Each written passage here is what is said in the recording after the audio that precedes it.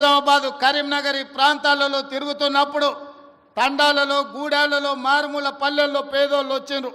వాళ్ళందరూ అడిగినరు, సార్ భూమి ఉన్న వాళ్ళకే రైతు భరోసా ఇస్తున్నారు, భూమి ఉన్న వాళ్ళకే ఉచిత కరెంట్ ఇస్తున్నారు, భూమి ఉన్న వాళ్ళకే అన్ని చేస్తున్నారు, భూమి లేని మాలాంటి పేదలను మీరు ఆదుకోవాల్సిన అవసరం ఉన్నది, మా కష్టాలు తీరవండి అని భూమి లేని పేదలు వచ్చి కలిసిండ్రు. ఆలోచన చేసినాం, మంత్రివర్గంలో చర్చించినాం.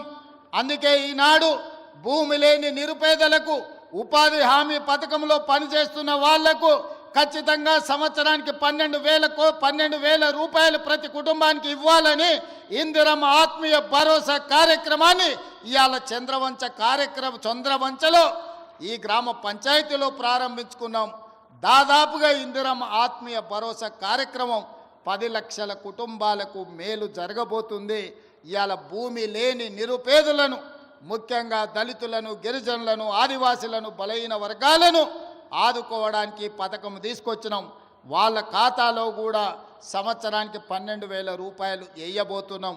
వాళ్ళ నగదు కూడా రాత్రి 12 గంటల తర్వాత బదిలీ కాబోతున్నదని చెప్పి నేను ఈ సందర్భంగా తెలియజేయదలుచుకున్నా. అదేవిధంగా ఇందిరమ్మ ఇండ్లు, పేదవాళ్ళకి ఇందిరమ్మ ఇల్లు అనగానే డాక్టర్ వైఎస్ రాజశేఖర రెడ్డి గుర్తొస్తాడు. ఆనాడు 2004 నుంచి 2014 వరకు ప్రతి పేదవాడికి ఇల్లు లేని ప్రతి వాడికి ఇల్లు కట్టుకోవడానికి ఆనాడు ఇందిరమ్మ ఇండ్లు ఇచ్చినాం.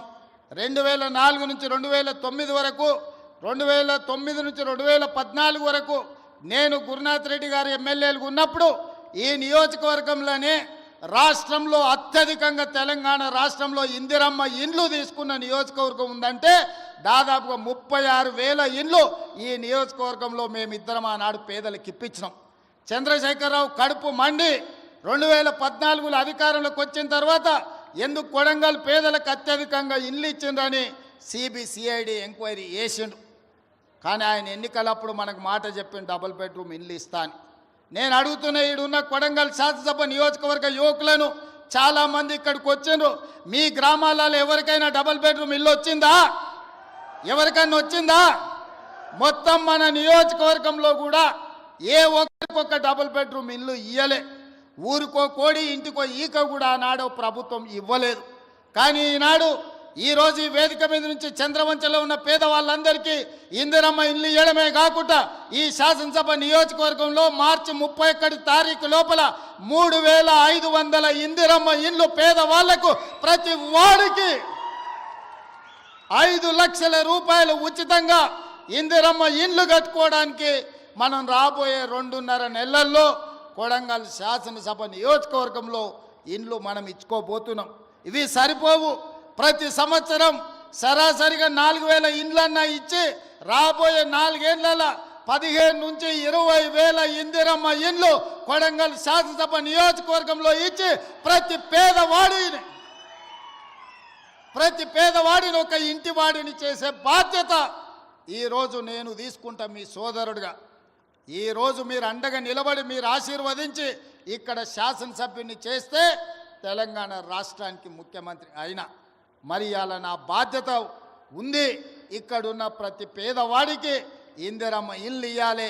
రాబోయే 4 ఏళ్లలో 15,000 నుంచి 20,000 ఇల్లు ఒక్క కొడంగల్ శాసనసభ నియోజకవర్గంలోనే ఇచ్చి ఇక్కడి పేదవాళ్ళను ఆదుకునే బాధ్యత నేను తీసుకుంటాను. ఈ సందర్భంగా చెప్తున్నా.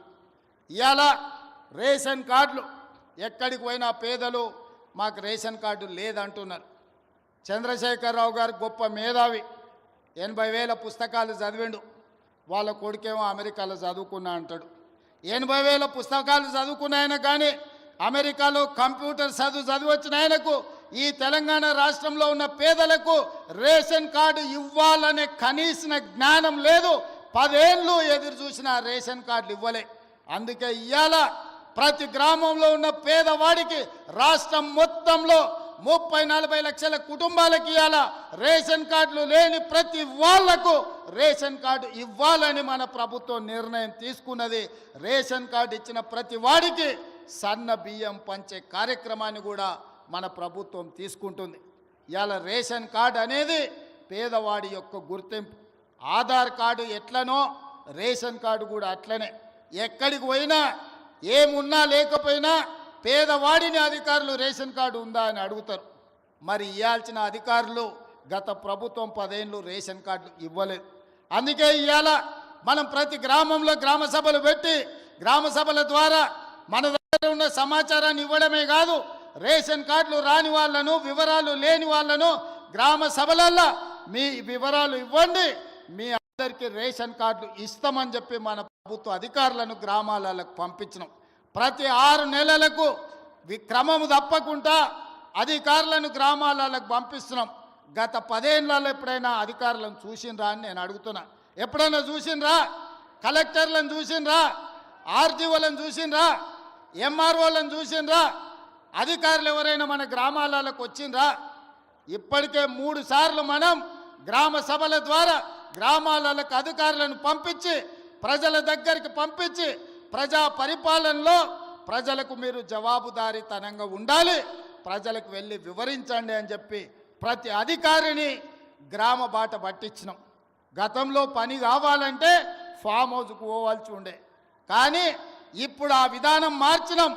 ప్రజల దగ్గరికే అధికారులను పంపించినాం, ప్రజల దగ్గరికే ఎమ్మెల్యేలను పంపించినాం, ప్రజల దగ్గరికే మంత్రులను పంపించినాం, ప్రజల దగ్గరికే ఈరోజు ముఖ్యమంత్రి కూడా వచ్చాడు. ప్రజలే రాజులు, ప్రజలే పాలకులు. ప్రజల దగ్గరికి ప్రభుత్వ అధికారులైనా మంత్రులైన ముఖ్యమంత్రులైన ప్రజల దగ్గరికి వెళ్ళాల్సిందే, ప్రజల ముందు నిలబడాల్సిందే అని మన ప్రభుత్వం వచ్చినాక మార్పు తీసుకొచ్చినాం.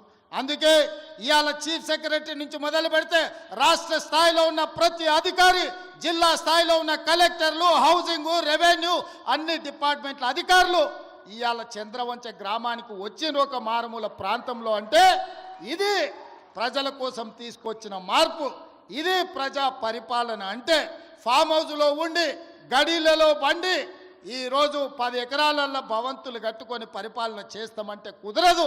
ప్రజల దగ్గరికి వెళ్ళాల్సిందే, ప్రజలు అడుగుతారు, ప్రజలు కడుగుతారు, ప్రజలకు జవాబు చెప్పాల్సిందే అని చెప్పి ఇవాళ ప్రభుత్వాన్ని ప్రజల దగ్గరికి పంపించినాం. అందుకే రాష్ట్రంలో ఉండే అధికారులు మొత్తం ఇవాళ కొడంగల్ శాసనసభ నియోజకవర్గం చంద్రవంచ గ్రామానికి వచ్చిందంటే ఇది ప్రజా పరిపాలన. అంటే ప్రజల దగ్గరకు వచ్చి ప్రజల చేత ప్రజా సమస్యల్ని పరిష్కరించి ప్రజల చేత విజ్ఞప్తులు తీసుకొని పరిష్కరించడానికి అధికారులను ఈరోజు పంపించినాం.